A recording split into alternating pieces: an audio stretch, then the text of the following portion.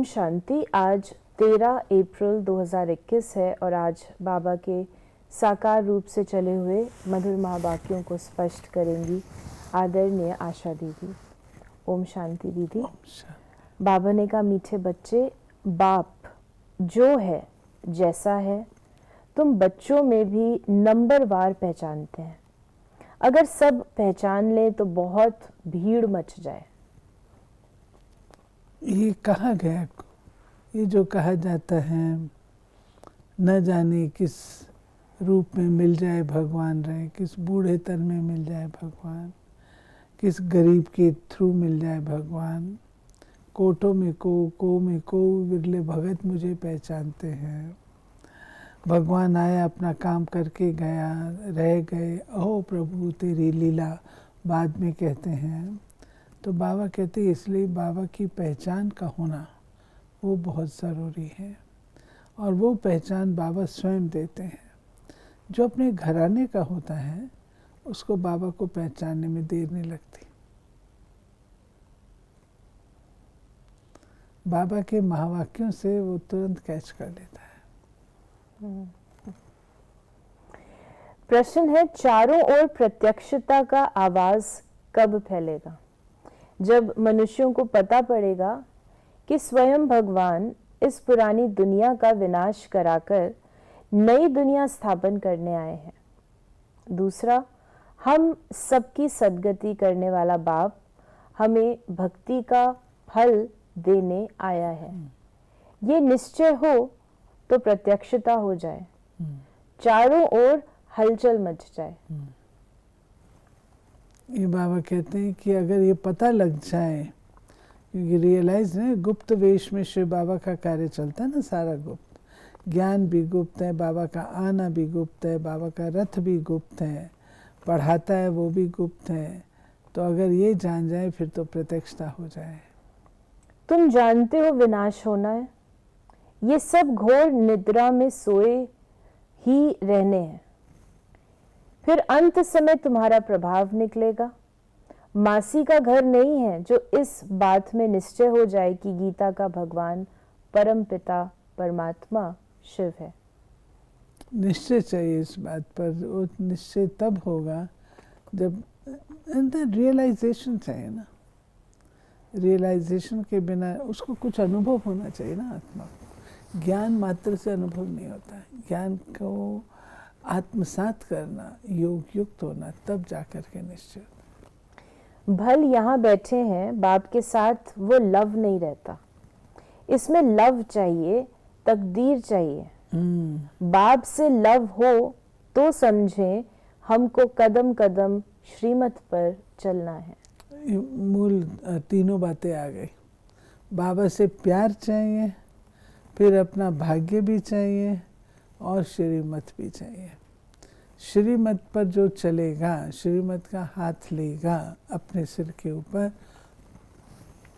फिर तो कोई प्रॉब्लम नहीं आएगी। लेकिन जब बाबा से प्यार ही नहीं तो हम श्रीमत कैसे मानेंगे? तो बाबा से प्यार तब होगा जब पहले बाबा का पूरा परिचय मुझे समझ में आएगा।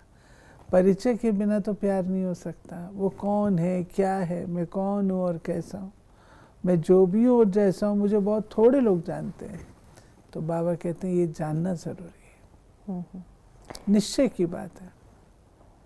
ये गायन अंत का है कि अति इंद्रिय सुख गोपी वल्लभ के गोप गोपियों से पूछो। अपने को गोप गोपी समझना और निरंतर बाप को याद करना वो अवस्था होनी है। अतीन्द्रिय सुख पूछना हो तो गोपी वल्लभ के गोप गोपिका हो, तो वो कोई मथुरा वृंदावन के गोप गोपिकाएं नहीं है, परंतु गोपी वल्लभ अर्थात आत्मा गोपी गुप्त है। वल्लभ माना पिता, तो आत्माओं का पिता वो है। तो आत्माओं के पिता से जब हमारा संबंध जुड़ता है और उससे जब हमें प्राप्ति होती है, वो बिछड़ा हुआ संबंध हमको समझ में आता है, तब उस अतीन्द्रिय सुख की अनुभूति हम करते हैं। लक्ष्मी नारायण का ये चित्र है नंबर 1। तुम जानते हो उन्होंने आगे जन्म में ऐसे कर्म किए हैं, वो कर्म अब बाप सिखला रहे हैं। कहते हैं मन मना भव पवित्र रहो। मूल बात दो है, एक पवित्र बनो और दूसरा मन मना भव अर्थात मुझे याद करो।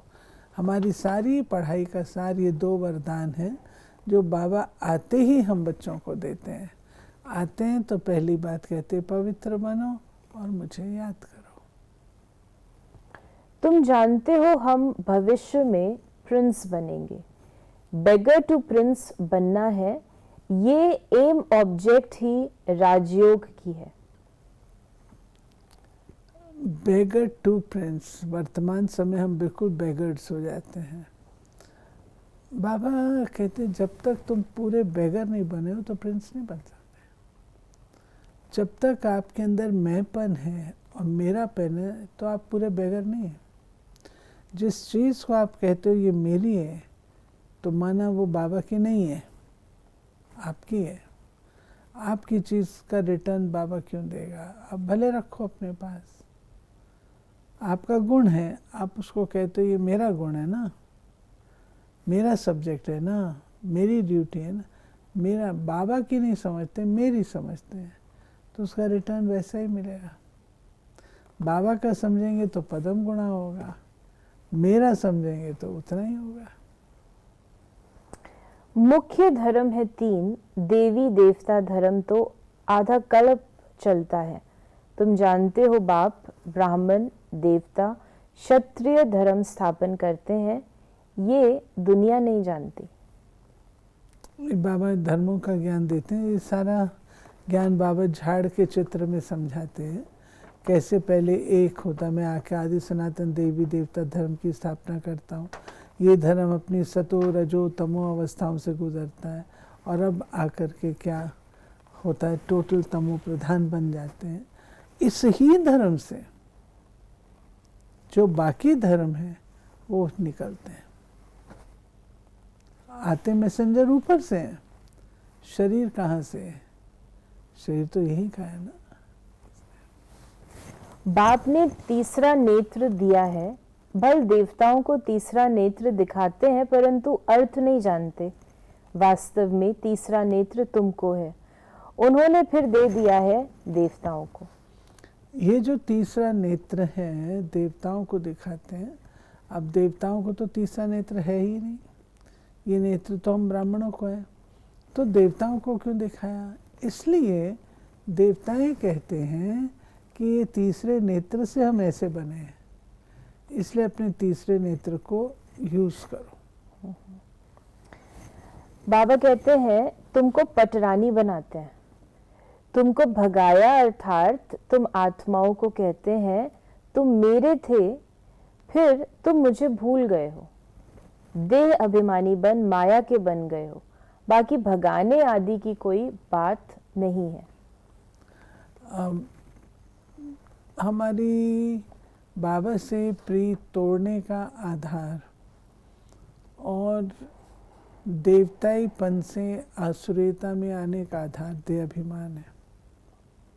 वो कॉन्शियसनेस की मैं देह हूँ, आत्मा भूल जाती है, तो उससे फिर ये सारी बातें होती हैं आसुरीता की।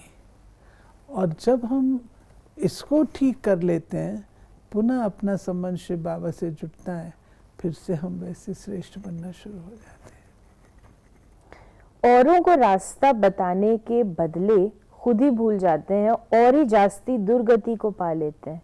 बड़ी ऊंची मंजिल है, चढ़े तो चाखे वैकुंठ रस, गिरे तो चकनाचूर, ये राजाई स्थापन हो रही है। बाबा कहते मैं तो पढ़ाता हूँ और पढ़ाने में मैं कहता हूँ अच्छी तरह पढ़ो, लेकिन अगर अच्छी तरह नहीं पढ़ते हैं तो उसमें मैं फिर क्या कह सकता हूँ? अगर पढ़ोगे चढ़े तो चाखे प्रेम रस, अगर चढ़ाई चढ़ने को तैयार हो तो जो गंतव्य है वो आपका है, और गिरे तो चकनाचूर, इसमें निर्माणता की और अहम की बात भी है। कई बार हम लोग देह अभिमान में आकर के अहंकारी हो जाते हैं, अपनी गुणों का, शक्तियों का, कलाओं का बड़ा अभिमान हो जाता है। तो चढ़े तो चाखे प्रेम रस, और अगर हम हमारा टूटा अगर हमको चोट मिली तो गिरे तो चकनाचूर, फिर उठना बड़ा मुश्किल होता है। बाबा ने कहा कि याद की यात्रा बड़ी अच्छी है। तुम ड्रामा देखकर आओ तो बुद्धि में सारा सामने आ जाएगा, कोई को बताने में टाइम लगेगा। ये भी ऐसे है, बीज और झाड़, ये चक्र बड़ा क्लियर है। शांति धाम, सुख धाम, दुख धाम सेकंड का काम है ना, परंतु याद भी रहे ना। मुख्य बात है बाप का परिचय। बाप कहते मेरे को याद करने से तुम सब कुछ जान जाएंगे। वो है ना, बीज को पकड़ लिया तो सारा झाड़ साथ में आता है। तो ऐसे ही अगर हम बाबा को जान लेते हैं, अपना बना लेते हैं, तो सब कुछ हम जान जाते हैं। वो सागर है, बीज है। आज बाबा ने कहा शिव बाबा तुम बच्चों को याद करते हैं, ब्रह्मा बाबा याद नहीं करते। शिव बाबा जानते हैं हमारे सपूत बच्चे कौन कौन हैं। ये थोड़ी किसको याद करेंगे, इनकी आत्मा को तो डायरेक्शन है, माँ मेकम याद करो। बाबा ने कितना अच्छा कहा, इनकी आत्मा को डायरेक्शन मिला है, माँ मेकम याद करो। तुमको और किसको याद नहीं करना, सिर्फ मुझे याद करना है। तो ब्रह्मा तो तुमको याद नहीं करता। बाबा बहुत मीठा कहा करते थे साकार रूप में। बच्चों से प्यार भी होता था और खातिरी भी बहुत करते थे, बहुत प्यार था। तो बाबा छुट्टी जब देते थे तो कहते थे खुश रहो, आबाद रहो, ना विसरो ना याद रहो। तुम्हें मैं भूलूं भी नहीं और तुम्हें मैं याद भी ना करूं, दोनों बातें। तो बाबा कहते हैं, शिव बाबा ने इनको डायरेक्शन दिया, केवल मुझे याद करो, ये तुमको तो याद नहीं कर सकता।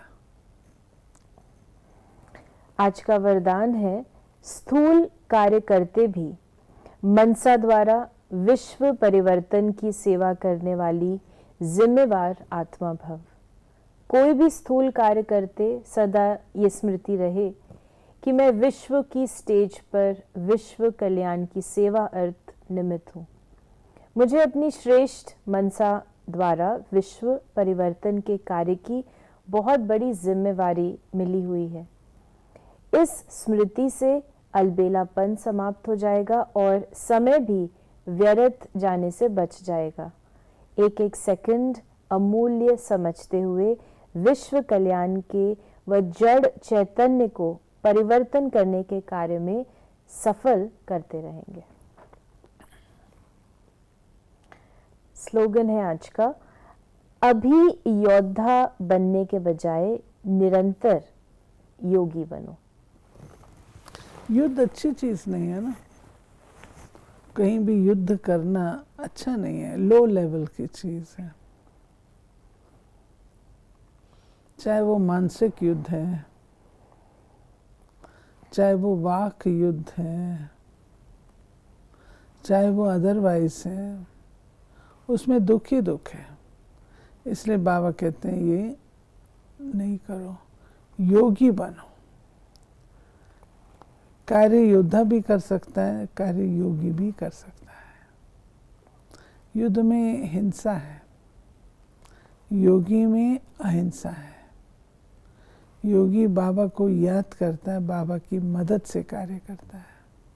योद्धा अपने आप को ही महावीर समझ के करता है, वो शिव बाबा को याद नहीं करता। तो ये थे बाबा के आज के महावाक्यों का स्पष्टीकरण। यदि आपके मन में भी कोई सवाल है तो आप उसे व्हाट्सएप या मैसेज करें 8826599309 पर। ओम शांति।